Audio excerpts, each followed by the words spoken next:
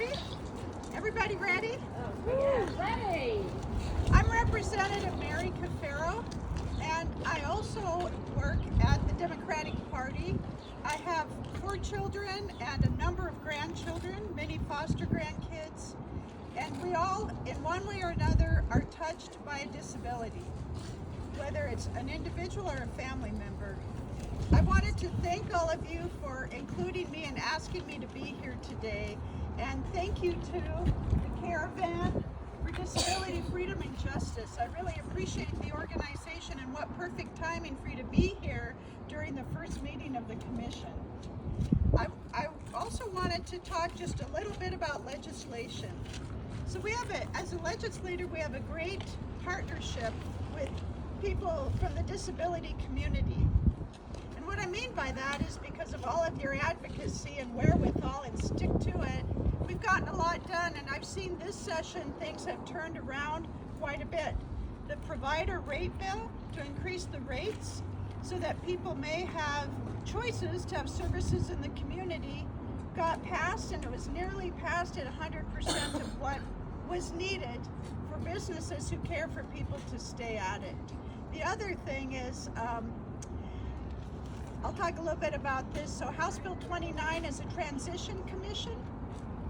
What we are doing is coming up with a plan to transition people out of the state hospital who don't really belong there, which is probably a lot of people.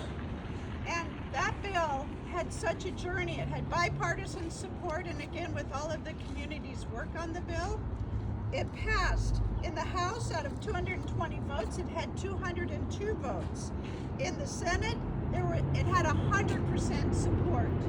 And then the bill was vetoed by the governor, and when we went to vote to override, the override vote was 2-1. And I tell you this because there were many different pieces of legislation and budget items that had that same bipartisan support.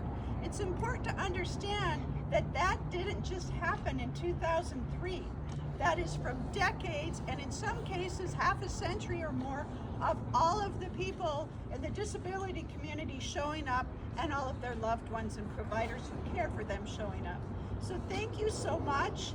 We still have work to do, and I'm glad you're here doing that work. Thank you. And oh, by the way, this is like old school, old home week, or I don't know. It is so good to see all of you.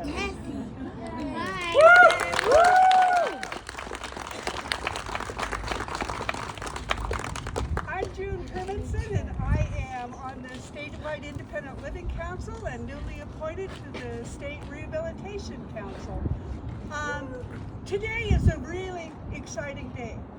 For those of us that have been involved in disability issues, I'm old, and that's been a long time, but having the Freedom Van here in conjunction with Olmstead Kickoff, you couldn't ask for a better day, I don't think. The Statewide Independent Living Council said, we're going to make Olmstead and the freedom of people to live and work and play where they want and when they want a priority. And we created the Olmstead Ad Hoc Committee.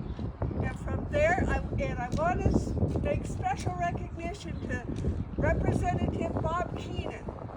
Bob and I worked on a lot of things over the years, disability related. And I went to Bob and I said, Bob, do we have a deal for you? We need you to join us in making sure that people with disabilities are fully integrated, that we have competitive, integrated employment, and that we can live where we want. So Bob, do you want to play? And Bob said, sure, let's do that. And so House Bill 922 was passed. We didn't have any opposition to it. It didn't come out quite the way we wanted because it's only designated for one department in state government. But guess what? We'll be back. So in 2025, we will work to advance legislation that makes all departments in state government part of a unified Olmstead plan. So for me, it's a special day. We celebrate ADA, they gave us our civil rights, and we celebrate one step towards a unified Olmstead plan in Montana. So, thank you.